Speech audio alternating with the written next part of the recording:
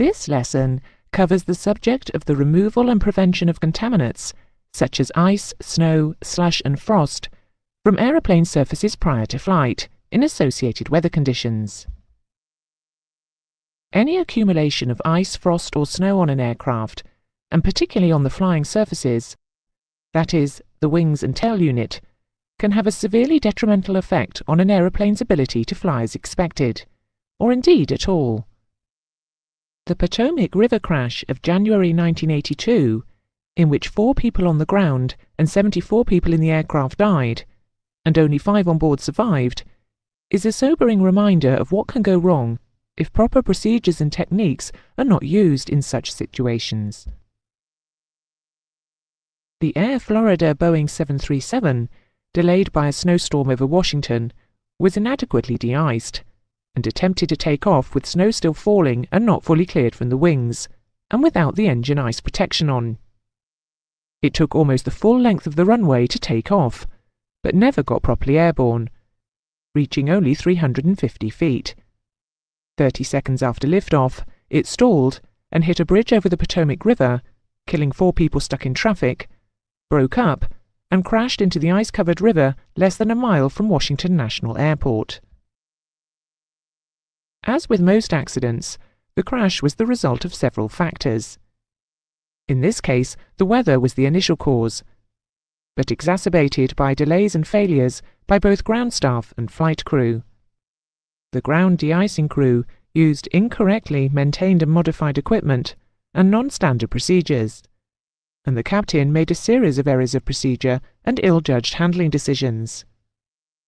The captain also ignored warnings from his co-pilot, which, had he heeded them, would have avoided the crash, as would any break in the chain of events. Remember that any surface contamination must be removed before flight, and the correct procedures followed according to the conditions. Ice, snow or frost on an aircraft will have several effects. All deposits, of course, require temperatures at or below 0 degrees Celsius to persist, and the nature of the effect will cause a serious reduction of aeroplane performance.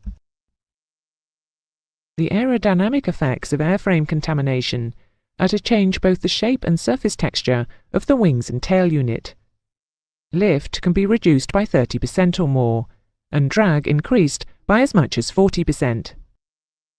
Such changes will increase stalling speeds, reduce controllability, and alter handling characteristics. You will be flying an aircraft with a wing of unknown and variable aerofoil section and untested behaviour. Any deposit of snow, ice or frost will increase the aircraft's mass, and can also affect the centre of gravity. A mass increase will increase stalling speeds. A change in centre of gravity will affect stability, and may also increase stalling speeds. Do not be deceived by such misconceptions as the snow will blow off the wings during the takeoff run. It doesn't, as pilots who have tried this dubious method of snow clearance have found to their cost. Ice build-up on windscreens can obscure vision, and on radio aerials can disrupt communications. Operation of undercarriage and flaps can be affected by water freezing in landing gear and doors and in flap tracks. Functional and indication faults can be caused by frozen microswitches, as illustrated on the screen. Ice forming on or in pitot tubes, static vents and angle of attack vanes can cause erroneous readings or indications of speed, altitude, rate of climb or descent, or angle of attack. Affected air data systems giving engine power information would also give incorrect readings, as was the case in the Air Florida accident. Engines themselves, and not only their indications, can also be affected by icing. Ice formed on and in intakes can break off and be ingested, causing damage to fan and compressor blades, and ice accretion on the blades would reduce engine efficiency, and may even cause compressor stall.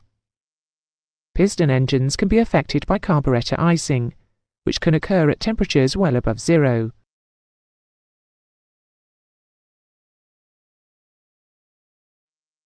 As we have mentioned before, any deposits of ice, snow or frost must be removed before flight.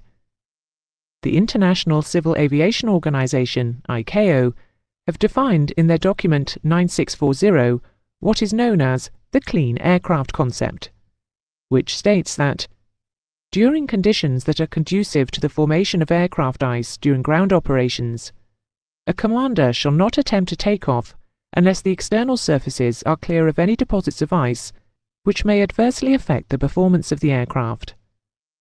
The commander shall not fly the aircraft if icing is expected, and the aircraft is not certificated for flight where icing is expected. Guidance on procedures can be found in the ICAO Operations Manual. Part A includes ground procedures, and Part B contains procedures for flight in known icing conditions. It is worth defining at this stage the two categories of ice protection: de-icing and anti-icing. De-icing involves the removal of deposits of ice, snow or frost which have already formed on the aircraft, and anti-icing involves processes which prevent the formation of such deposits. There are several approved methods of clearing ice or snow contamination. The most widely used and the most dependable is the application of de-icing fluid, either from special vehicles or, more rarely, from taxi-through spray bays. The airframe can be warmed with hot air blowers. Or, more suitable for smaller aircraft, surfaces can be manually swept of light accumulations of frost, snow or ice. Additionally, there are in service a small number of a taxi-through system, which uses infrared heat to disperse ice and snow. Next, you will learn in more detail about the de-icing procedures.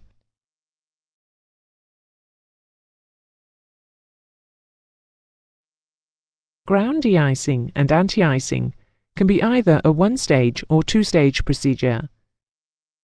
The single step consists of the application of a combined de-icing and anti-icing fluid, which removes frozen deposits and protects the cleared surfaces from further accumulations for a limited time. There are three types of combined fluid, all of which are normally applied heated, either neat or diluted with hot water. The thickened fluids are designed to stick to the airframe long enough to prevent deposits forming, but to have been dispersed by the airflow on reaching around 100 knots on the takeoff roll. The two-stage procedure involves first the removal of ice, frost or snow, and then an anti-icing process. The fluids for both processes have what is known as a holdover time, which is the length of time an aircraft can wait until takeoff before needing retreatment. It is dependent on mixture strength, airframe temperature and weather conditions, particularly the ambient temperature and type and severity of expected contaminant, for example, frost, heavy snow and freezing rain. The holdover time for a one-step procedure will start from the very beginning, and for a two-step procedure it will start from the commencement of the anti-icing procedure. The de-icing operators should inform the flight crew of the type of fluid, the dilution proportions, and the time at which application started, to enable the crew to check the holdover time. These three pieces of information form what is known as the anti-icing code. The aircraft should be ready for departure before expiry of the holdover time. If it is not, then the de-icing and anti-icing procedure should be repeated if conditions dictate and a contamination hazard still exists. It is important to note that the holdover time and protection will be shortened and may go below the lowest range in cases of heavy precipitation rates, high moisture content, high wind velocity, and jet or prop blast from preceding aeroplanes whilst taxiing.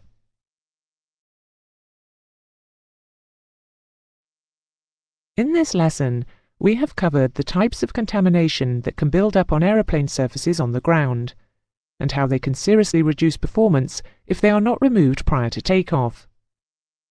In addition, we have looked at the various treatments used for removal and prevention of contamination, and why the flight crew must be aware of the treatment and holdover times.